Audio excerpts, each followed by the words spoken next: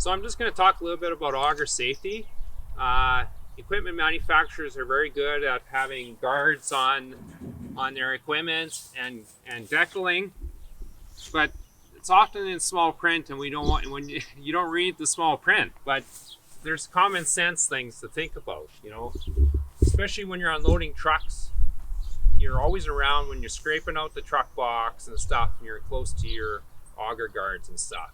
Maybe your grain's going to flow a little slower, but if you can save your foot or your hand, that's more important than for the rest of your life than to lose something. So keep your guards in place. One thing to keep in mind when you're cleaning out augers, especially when you're changing from one grain to another, or you want to keep your sample clean, when you're cleaning the auger, we usually turn the auger backwards so that the tube is empty, and then we open up the clean out at the bottom here and clean it out with our hand.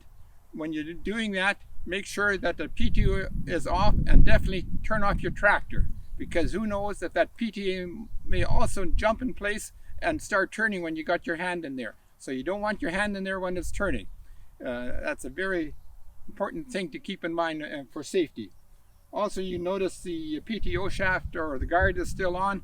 We want to keep safe. Don't put clothes on that are dangling, that get caught in it.